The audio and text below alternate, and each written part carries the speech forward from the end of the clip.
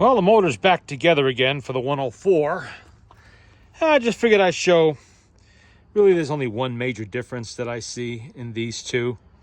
This is the regular number 59 from a standard Model 101 portable. This is the motor from the 104. And the big difference is here. This has the winding handle coming out straight because that's how it goes in the cabinet. Goes straight across, doesn't go up at an angle. While the portable, in these years, have it at an angle like this. So that's it. That's really it. This motor is a parts motor. It gave up the clip I needed for the barrel. So the barrel has its clip on there now.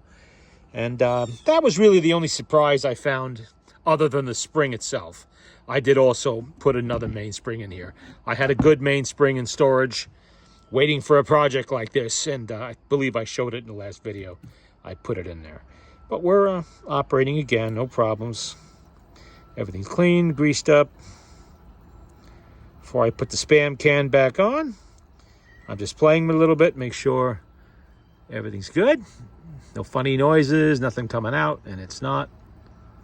We're all good there.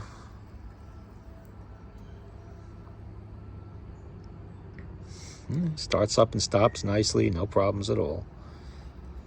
And of course I did remove the bearing caps, and the little ball bearings inside came out. Showed that in the last video also.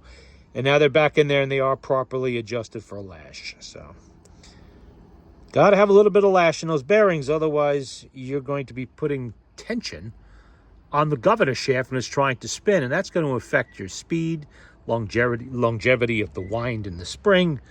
You know, it's not going to spin for as long. It's going to want to shut down on a hard to play record.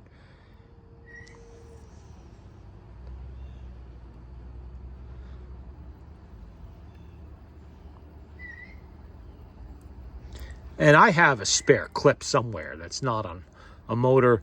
I will eventually find it and I will put it back on this motor. This is a good motor, other than now that it's missing the barrel retaining clip. I'll keep it for a spare for some project down the line. I just have to clean it.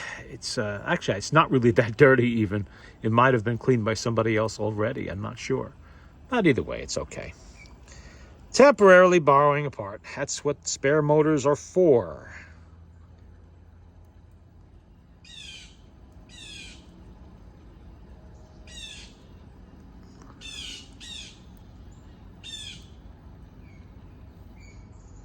What did I do? Get greasy fingerprints all over that? I did. Well, I'll clean that up after.